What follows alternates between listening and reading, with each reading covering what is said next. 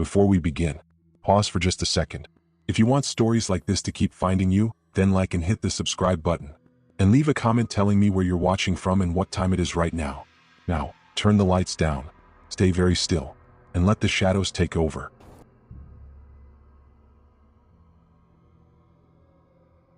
December 31st, 11:47 p.m. The apartment was quiet in a way that felt unnatural, like the city itself was holding its breath. Outside our window, downtown Chicago was buried under a thick layer of fog, the streetlights below reduced to faint yellow blurs. Fireworks echoed somewhere far away, muffled and distant, like they belonged to another world. Inside, everything was warm and ordinary. The TV glowed softly with a New Year's Eve countdown. 2 wine glasses sat half empty on the coffee table. My wife, Lauren, was curled up on the couch beside me, wrapped in a blanket, scrolling through her phone. 13 minutes, she said, smiling. You ready for a fresh start? I shrugged. I'll believe it when it happens.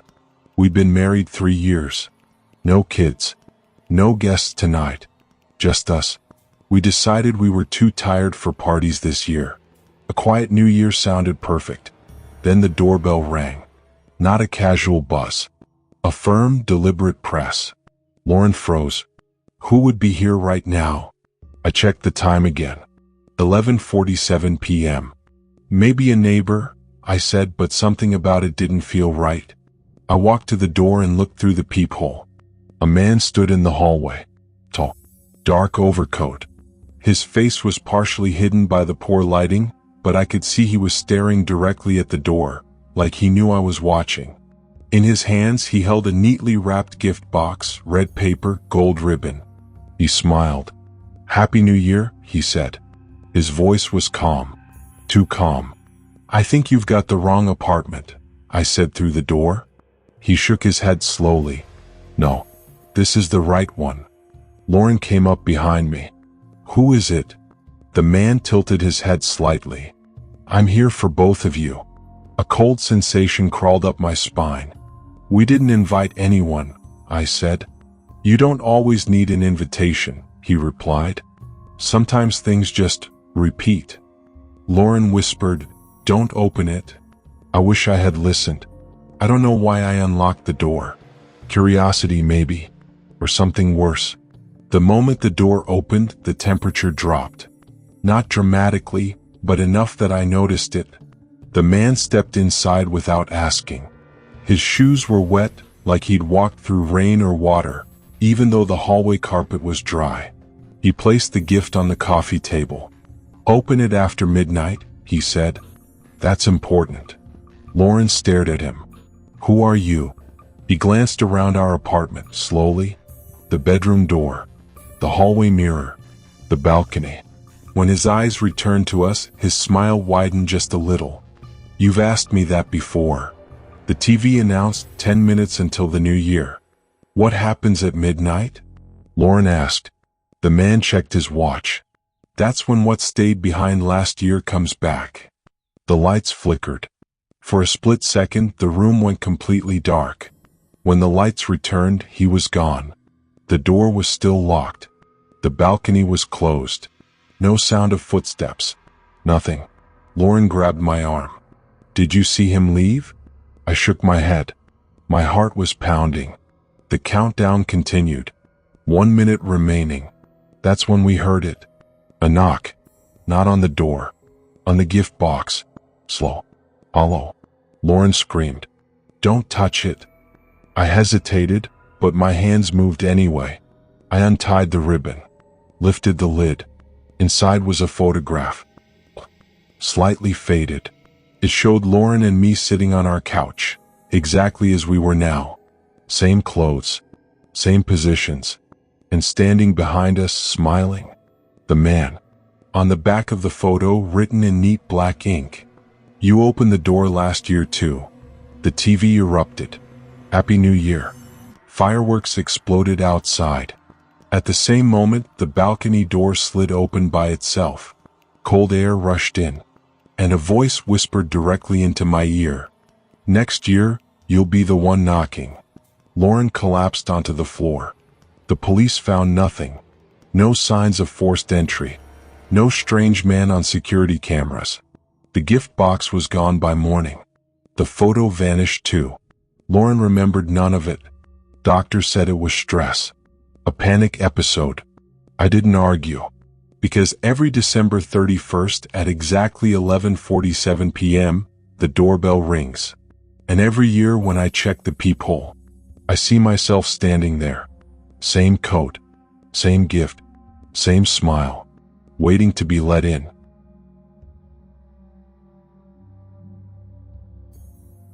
January 1st, 12:06 a.m.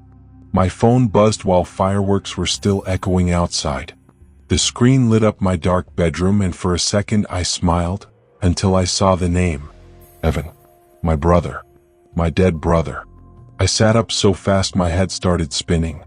The room felt cold even though the heater was running. Outside, people were cheering, laughing, celebrating the new year. Inside, my heart was pounding like it was trying to escape my chest. The message read, "Happy New Year. I'm glad you finally answered."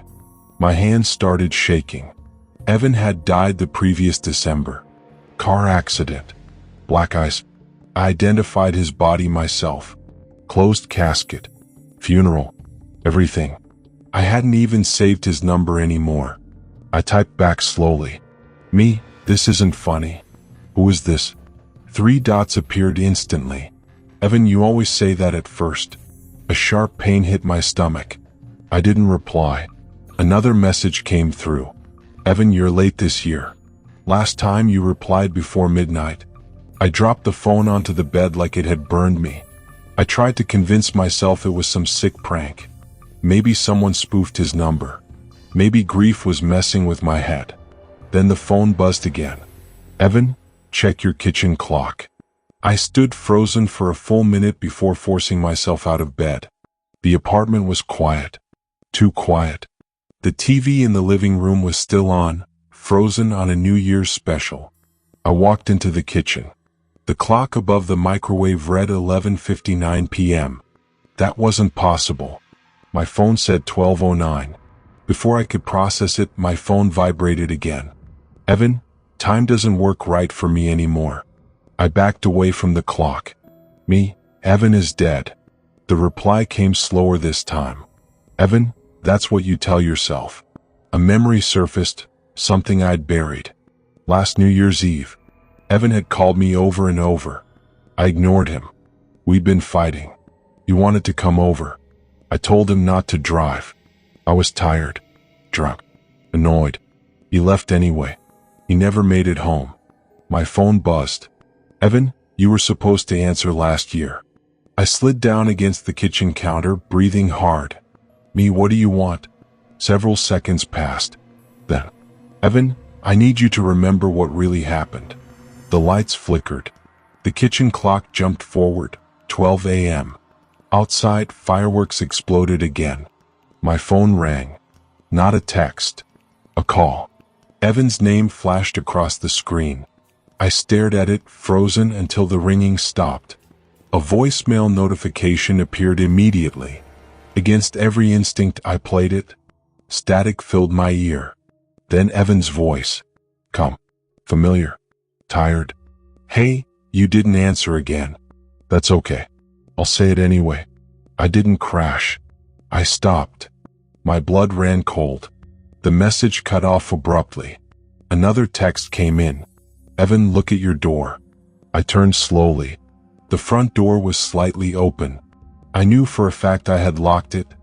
I didn't move. Footsteps echoed from the hallway outside. Slow. Careful. My phone buzzed again. "Evan, you always forget this part." The footsteps stopped just outside the door. Then a knock. Soft. Polite. My phone lit up. "Evan, if you open it, I don't have to stay." I felt tears burning my eyes. "Me stay where?" The reply came instantly. "Evan, where you left me." The doorknob began to turn. I screamed for it to stop. I don't even remember saying the words. The lights went out completely. The phone screen was the only light left. Then silence. No footsteps. No movement. The lights flickered back on. The door was closed. Locked. My phone buzzed one last time. Evan, Happy New Year. I'll try again next time. The phone shut off. Completely dead. The police told me it was a power surge. Phone malfunction. Stress hallucinations. They always do. But every December 31st, my kitchen clock resets to 11:59 p.m. And at 12:06 a.m., my phone buzzes. I never answer anymore.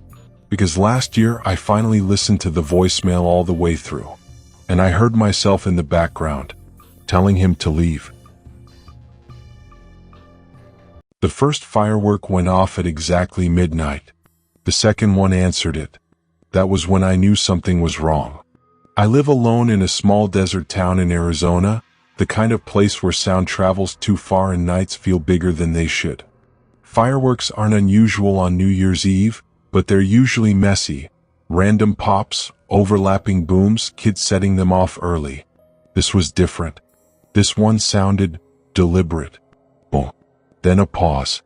Then another boom, deeper, farther away, like something responding. I stood on my back porch with a beer in my hand, watching distant flashes light up the horizon. The sky was clear, moonless. No clouds to echo sound. Still, each explosion came back with a perfect delay, like a call and response. Boom. Pause. Boom. My phone buzzed with a text from my neighbor, Kyle. Kyle, you hearing this? Before I could reply, another firework exploded, directly overhead this time. White light cracked across the sky, illuminating the desert like lightning. A second later, another blast answered it from miles away. The hair on my arm stood up. Yeah. Sounds weird. Kyle replied almost instantly. Kyle, those aren't normal fireworks. As if on cue the pattern changed. Boom, boom, boom. 3 in a row. Then silence. No cheering. No distant music. No dogs barking. The whole town felt like it was holding its breath. My phone buzzed again, but this time it wasn't Kyle. It was an unknown number. The message was short. You hear us too. I stared at the screen. Another firework exploded, low and heavy, rattling my windows. The answering boom came closer than before. Too close. I typed back. Me, who is this? The reply took longer. We are. That was it. No punctuation. No emoji. Just those 2 words. I laughed nervously and told myself it was some idiot messing around. Drunk texting. New Year's stupidity. Then my porch light turned off. I hadn't touched the switch. Before I could react, another firework erupted, but this one didn't explode into color. It burst into a shape. A circle. Perfectly round. Bright white. Hanging in the sky longer than any firework should. Then it vanished. My phone buzzed again. You shouldn't be outside. I stepped back into the house and locked the door. The fireworks continued, but now they were slower. More spaced out. Each boom felt heavier, like something knocking from the other side of the sky. I turned on the TV. Every channel was static. The radio was worse. Between bursts of white noise, I could hear voices, not words, just layered murmurs rising and falling with each explosion outside. Boom. The voices grew louder. Boom. They quieted. My phone vibrated again. They hear when you answer. I didn't respond. Another firework exploded directly above my house, shaking the ceiling. Dust fell from the vents. Then something answered it, from inside my walls. A dull, echoing thump. I froze. The answering sound came again. Slower this time. Like something testing the structure. Boom outside. Thump inside. Boom outside. Thump inside. My phone buzzed. Don't match them. The realization hit me hard enough to make me dizzy. The fireworks weren't random. They were communicating. And whatever was answering them was learning. I backed away from the walls and crouched in the middle of the living room. My heart was pounding so hard I could hear it in my ears. The fireworks stopped. Complete silence. Then, a knock at my front door. 3 slow taps. I didn't move. My phone buzzed again. If you open it, they know your shape. I covered my mouth to keep from making a sound. The knocking came again. Louder. More confident. Then outside, a firework exploded, but instead of a boom, it made a sound like a voice trying to imitate one. A long, warped hey. I squeezed my eyes shut. The knocking stopped. The fireworks resumed, but now they were closer. All around the house. Not in the sky anymore. In the distance. In the desert. On the roads. Answering each other. Learning. My phone vibrated one last time. Midnight is when they listen. The clock on my wall clicked over to 12:17 a.m. Suddenly, every firework went off at once. The noise was unbearable. The house shook violently. The radio screamed with overlapping voices, all trying to speak at once. Then silence. I waited for minutes, maybe longer. I don't know. Eventually, I stood up and looked out the window. The desert was dark. No smoke. No lights. No movement. My phone had no signal. No messages. No call history.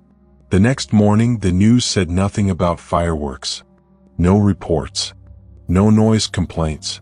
No social media videos. Kyle never answered my texts again. His house is empty now. Every New Year's Eve since then, I turn off every light and sit in the center of my house. Because at midnight, I still hear one firework go off. And far away, something answers. And it sounds closer every year.